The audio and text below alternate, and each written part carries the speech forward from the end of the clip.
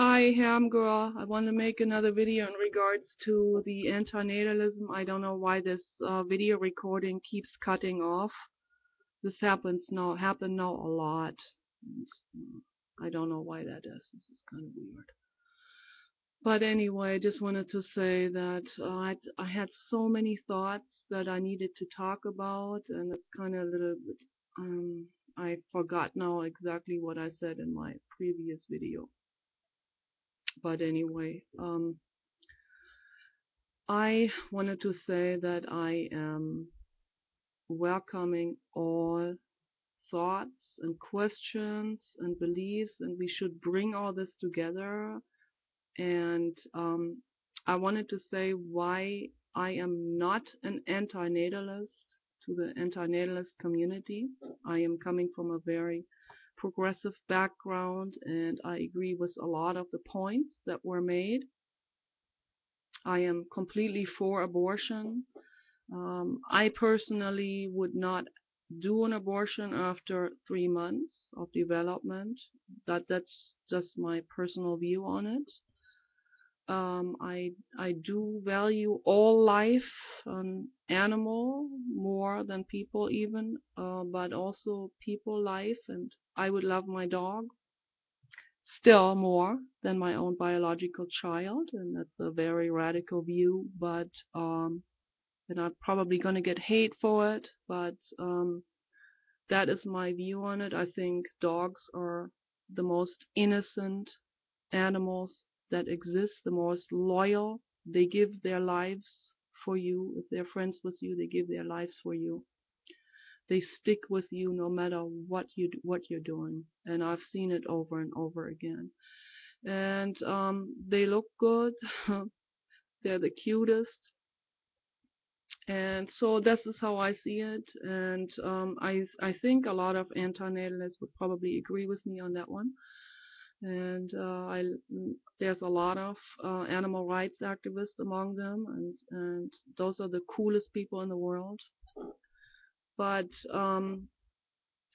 I have a real clear priority list in what I would protect first, second, third, and I have to have this priority list because otherwise I would get completely confused. And I have to have a very clear order of priorities and thoughts and organization of concepts in my head in order to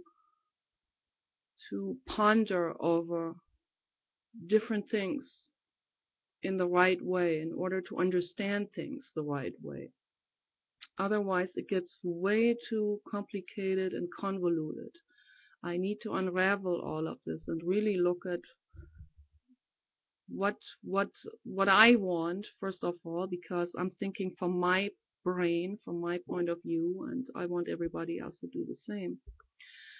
So I always come from one thought to the next, and then I forget what my train of thought was in the beginning. So I have to. That's why I have to be extra organized with my way of pondering over things. So I don't have a concept right now on how to make this video. I just wanted to share some of my thoughts on antinatalism, and although I agree with a lot of those points, I certainly don't agree with pushing the red button, and I don't think I would press the red button in any of these scenarios. And I've been thinking about this now for like 5 years, ever since this subject came up. And I keep thinking about it because I think this is also something very critical for us to think about it from a philosophical point of view, because it's always going to be a theoretical thing. It's not going to be, unless you're the president of the United States who has ultimate legislation over that red button. But for all other people who would never get the chance to be the president, and particularly those people who care, will never get the chance to be president because you already didn't pass the test, the corporate corruption test. But anyway, I would not press the red button in any of the scenarios, because there's always individuals among us who really like living, even if they have some pain sometimes. With that, I'm not justifying pain at all, because I am 100% against suffering and against pain and against any kind of violence. So I am very much for what the Buddha said, 100% for what the Buddha said. I don't have Buddha consciousness, as I said before. I am too much of I'm too angry all the time, and I wish one day I can dissolve that. And I want to do the Vipassana meditation. I really am planning on doing this, or at least start with some type of meditation at home on the computer with some guided meditation source or something. I think everybody should do this. Everybody should give themselves some time during the day, even if it's just half an hour, to not talk to anyone, but just go within and just see what's there, what's inside, and just look at it without judgment and see things for what they are. That's what Vipassana means. That's what the Buddha really taught, and I think it's been misinterpreted many, many times, slightly or in different variation. I know that Jiddu Krishnamurti, for example, is not misinterpreting it at all, and he doesn't even go into any of the teachings. He says that the very original Veda that they have found from the Buddha is contains a lot of truth, but the ones that were following, they started to revise them a little bit, or maybe subconsciously got revised more and more in time, because it's a long time span to revise messages. And so but I appreciate any Buddhist philosophy or group or religion, because they're really, really trying they're really trying and giving their peace message to the world. And I really, really appreciate it, whatever they are doing to bring peace in the world. And that is such a wonderful thing. And so I'm not criticizing them. I'm just saying that in general, messages that have come from someone original will get distorted in time, intentionally or unintentionally. And in the Christian religion, that's just an extreme form what happens. It's like the original messages have even been banned to a tomb in Israel. And then the following stuff was completely taken out of context, and then it was rewritten by those people in power. And then the devil came into the picture, who was completely invented, just something like 500 years ago. I mean, that says it all. And then people go like, oh yeah, there's the devil, and there's dark energy, and all this crap. And it's all only designed to make people fearful. And by the way, David Icke, Alex Jones, Jason Burmas, as cute as he is, all these people are just adding more to the problem. And I seriously question their intentions and their agenda in this too. Are they deliberately adding more to the problem?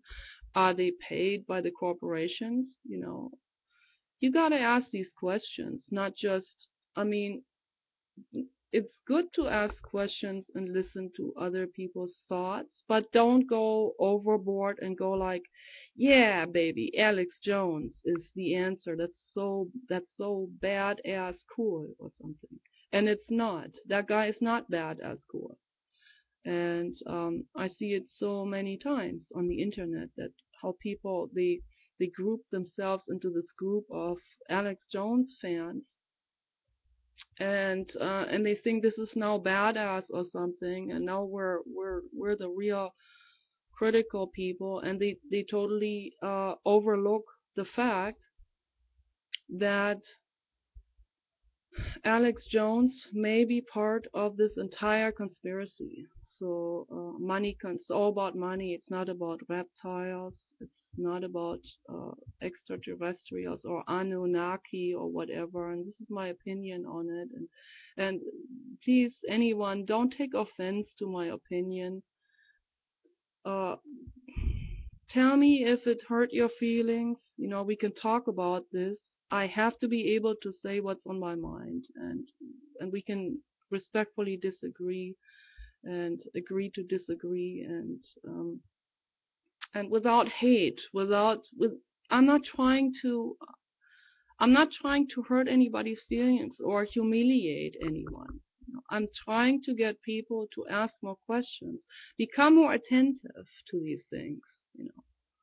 Why, ask some questions. Why is Alex Jones against the environmentalists, for example? That's a good question, I think. Why does he say God bless America? That statement itself, isn't that already saying everything? God bless America. First of all, which God? They're like 10,000 gods. Okay, then America. Do they mean South America and North America? As far as I'm concerned, they mean United States. Why don't they say United States then? Why do they say America? United States is not representative for America, the Americas, the two continents that are connected together. So I think we should be a lot more attentive in the words we use. And this is really critical, the words we're using. And also when people say mankind, for example. Even Jiddu Krishnamurti used that word. He would use man instead of human.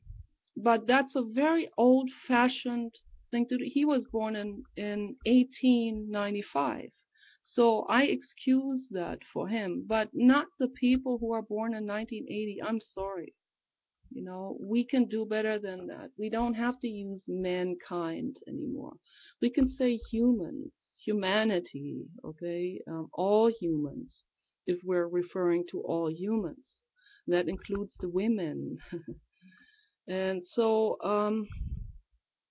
we need to quit this double standard. There's so much double standard going on. It's just unbelievable. And so, or for example, David Icke, I just found out on the internet, he is a global warming denier.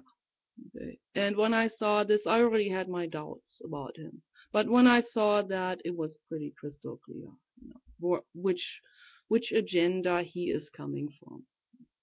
And Esther Hicks, pretty much, who I got a lot of information from and agreed with for like 80% on the things she said. But then again, we have to pay real close attention not to take these teachings that literal. It's like the law of attraction, for example. It isn't that literal, and it can actually drive people crazy, which it has almost driven me crazy. I get these really, really, really terrible fears that I'm going to attract something to myself that I'm afraid of.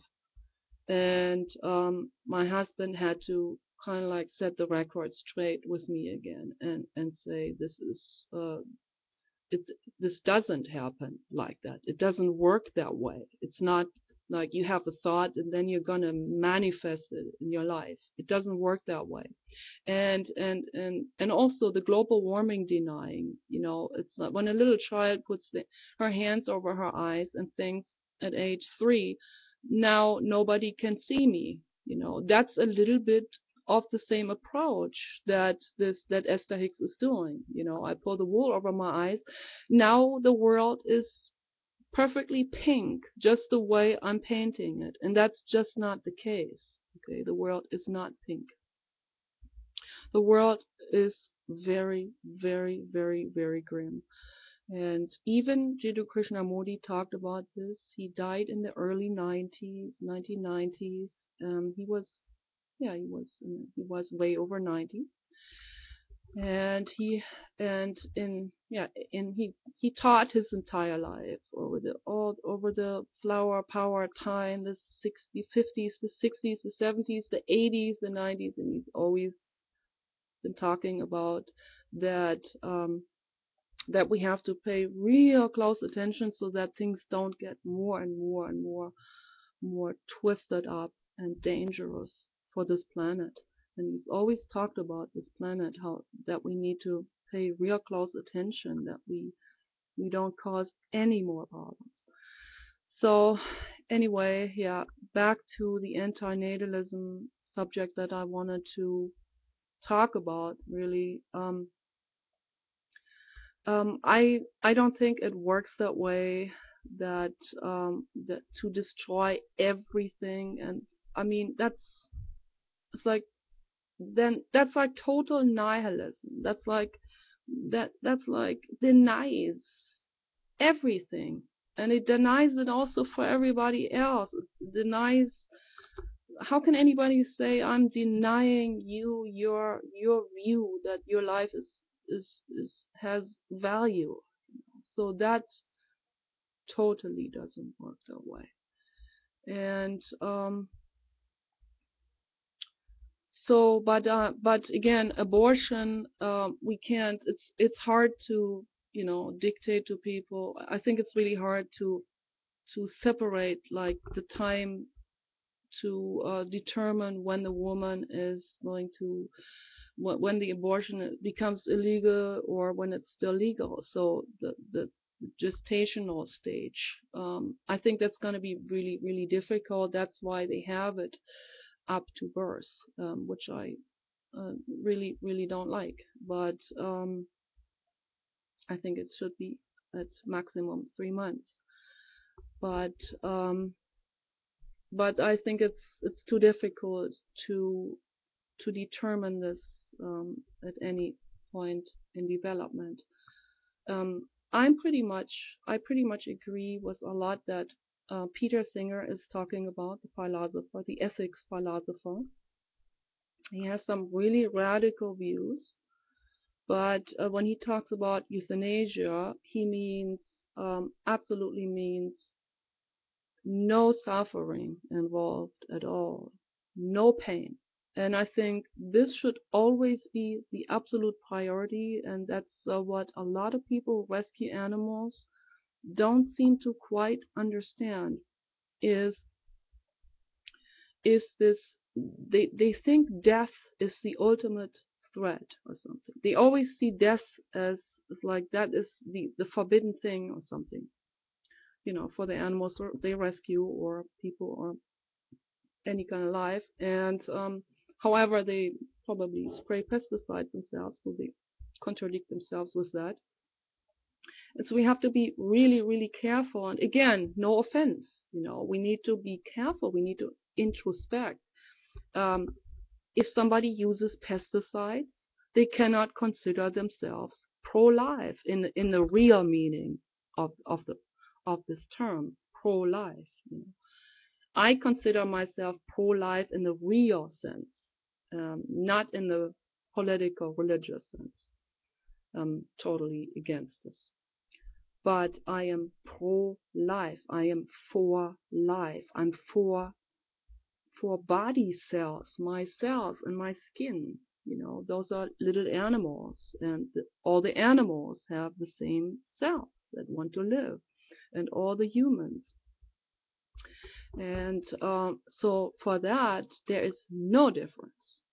There is nobody has the right to say that a human is more valuable than an animal. It's absolutely that's insane to say something like this, because it's life. So anyway, let me know what you think about this. Take care. Bye.